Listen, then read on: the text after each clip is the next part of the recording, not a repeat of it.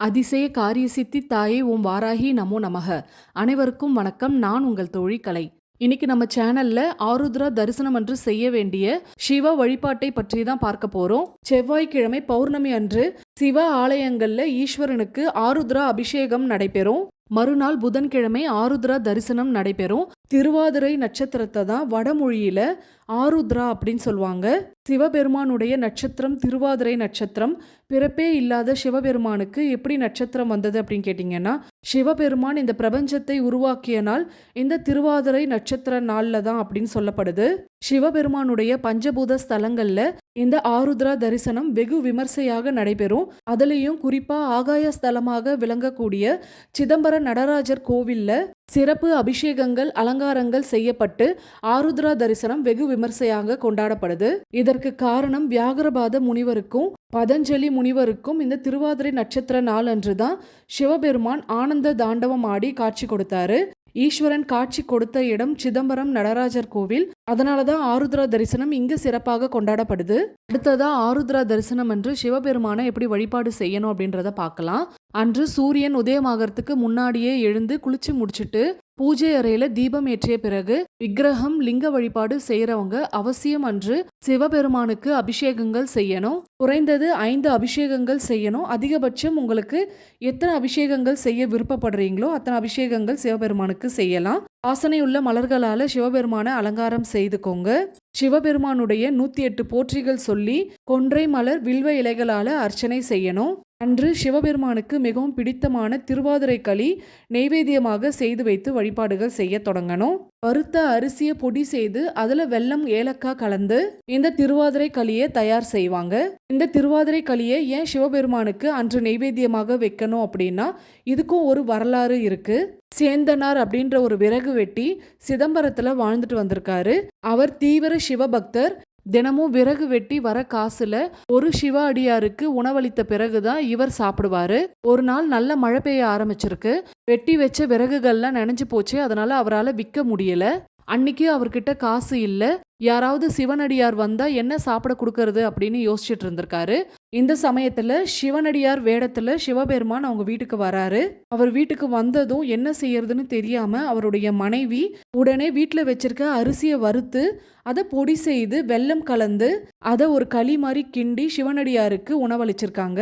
சிவனடியாரும் அதை சாப்பிட்ட பிறகு இந்த களி ரொம்ப ருசியா இருக்கு, எனக்கு மறுவேளைக்கும் இந்த களியை கொஞ்சம் கொடுக்க முடியுமா அப்படின்னு கேட்கிறாரு. சேந்தனாருடைய மனைவியும் அவர் கேட்டது போல கொடுத்து அனுப்புறாங்க. மறுநாள் சிதம்பர கோயில் அர்ச்சகர் கோவில் நடைய திறக்கும் பொழுது அவருக்கு அதிர்ச்சி காத்துட்டு இருந்தது. கோவில் முழுக்க களி சிந்தி இருக்கிறத பாக்குறாரு. உடனே அரசன் கிட்டையும் இந்த விஷயத்த சொல்றாரு. அப்பதான் அரசனுக்கு அன்றிரவு கண்ட கனவு ஞாபகம் வருது. கனவுல நடராஜ பெருமான் சேந்தனார் வீட்டுல களி உண்டதை தெரியப்படுத்திருக்காரு. அரசன் சேந்தனார அழைத்து வரும்படி அமைச்சர்களுக்கு ஆணையிடுறாரு. அதே சமயத்துல சிதம்பரம் நடராஜ பெருமான் கோவில்ல தேர் திருவிழா நடந்துட்டு இருக்கு. அந்த திருவிழாக்கு சேந்தனாரும் வந்திருக்காரு.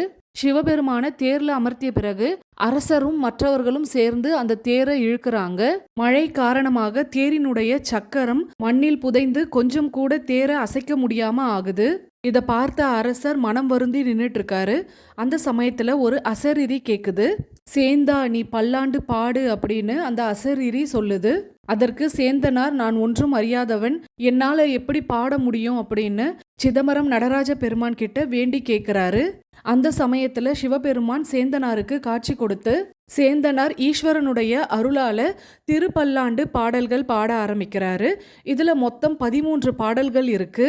13 பாடல்களும் இறைவனை வாழ்த்தி பாடியதுனால தேர் நகர ஆரம்பிக்குது.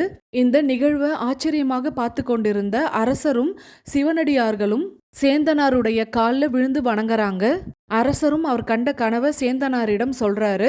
சேந்தனாரும் அவர் வீட்டுக்கு உணவருந்த வந்தது சிவபெருமான் அப்படின்னு தெரிஞ்சதும் மனமுருகி போறாரு. அன்றைய நாள் திருவாதிரை நாள் அப்படின்றதுனால இன்றும் நடராஜ பெருமானுக்கு ஆருத்ரா தரிசனம் நாள்ல களி படைப்பதாக சொல்லப்படுது. நம்ம வீடுகள்ல ஆருத்ரா தரிசனம் நாளன்று திருவாதிரை களி செய்து வைத்து 13 திருப்பல்லாண்டு பாடல்கள் பாடி நடராஜ பெருமான வழிபட்டோம் அப்படின்னா எல்லா பாவங்களும் நீங்கி நீங்கா புண்ணியம் பெறலாம். அன்றைய நாள் சிவபெருமான கோவில்கள்ல போய் தரிசனம் செய்துட்டு வந்தோம் அப்படின்னா அளவில்லாத ஆனந்தமான வாழ்க்கையை அருள்வார் அப்படின்னு சொல்லப்படுது. சிவராத்திரி அன்று சிவனை வழிபட்டால் பலன் கிடைக்கும். ஆருத்ரா அன்று சிவனை தரிசித்தாலே பலன் கிடைக்கும். சேந்தனார் கதை மூலியமாக நம்ம என்ன தெரிஞ்சுக்கிறோம் அப்படின்னா, பக்தி அப்படின்றது நம்ம ஆழ் மனதில இருந்து தானாக வெளிப்படுவது. அதை யாரும் கட்டாயப்படுத்தி வெளிக்கொண்டு வர முடியாது. அதே மாதிரி எளிமையான பக்திக்கு மட்டும்தான் இறைவன் முதலிடம் கொடுப்பான். அதை விட்டுட்டு போலியான எண்ணம் மனதில் வைத்துக்கொண்டு உடல் முழுக்க திருநீரை பூசிக்கொண்டும் திருமண் இட்டுக்கொண்டும் சதா சர்வகாலமும் இறைவனுடைய பெயரை சொல்லிக்கொண்டு இருந்தால் மட்டும் இறைவனை தரிசிக்க முடியாது. அதனால உங்களுக்கு நீங்க உண்மையா இருங்க. அதை தான் கடவுளும் எதிர்பார்ப்பாரு. மார்கழி மாதம் தான் தக்ஷணாயனத்தின் இறுதி மாதம். தேவர்களுக்கு இந்த மாதம் அதிகாலை பொழுது அப்படின்றதுனால நடராஜ பெருமானை தரிசிக்க தேவர்கள் சிதம்பரத்தில் ஒன்று கூடுவதாக ஐதீகம். இந்த நாள்ல சிதம்பரம் நடராஜ பெருமானை தரிசனம் செய்தால் கோடி புண்ணியம் கிடைக்கும். அடுத்ததா ஆருத்ரா தரிசனம் நாளன்று சிவபெருமானுக்கு சொல்ல வேண்டிய மந்திரம் என்ன அப்படின்றத பார்த்துடலாம். ஓம் ஸ்ரீ ஸ்ரீங் சிவாய வசி வசி வசி. இந்த மந்திரத்தை 21 முறை சொல்லி சிவபெருமான வழிபட்டோம் அப்படின்னா நினைத்த காரியங்கள் அனைத்துமே வெற்றி அடையும். இந்த மந்திரம் ரொம்பவே சக்தி வாய்ந்த காரிய சித்தி மந்திரம். முழு மனதோட சிவபெருமான நினைச்சு என்ன கேட்டாலும் அது உடனே உங்களுக்கு கிடைக்கும். அடுத்ததா நடராஜ பெருமானுடைய இந்த மந்திரம 11 முறை உச்சரிக்கணும். ஓம் ஆகாச தாண்டவாய வித்மஹே நடன ராஜாய தீமஹி தன்னோ சபாபதி பிரச்சோதயாத். இந்த மந்திரம் சொல்லி பூஜையை நிறைவு செய்துக்கலாம். நிச்சயம் உங்களுக்கும் உங்கள் குடும்பத்தை சார்ந்தவருக்கும் சிவபெருமானுடைய அருள் பரிபூர்ணமாக கிடைக்கும். இந்த ஆருத்ரா தரிசன வழிபாட்டை தவற விட்டுறாதீங்க. இன்னைக்கான பதிவு உங்களுக்கு பயனுள்ளதாக இருந்திருக்கும் அப்படின்னு நம்புறேன். பயனுள்ளதாக இருந்திருந்தா ஒரு லைக் பண்ணிட்டு அப்படியே உங்க ஃப்ரெண்ட்ஸ் அண்ட் ஃபேமிலிக்கும் ஷேர் பண்ணிடுங்க. மறக்காம சப்ஸ்கிரைப் பண்ணிட்டு பக்கத்தில் இருக்க பெல் சிம்ல கிளிக் பண்ணிட்டு அதில் ஆல்னு கொடுங்க. மீண்டும் அடுத்த பதிவில் சந்திப்போம். அதுவரை நன்றி, வணக்கம்.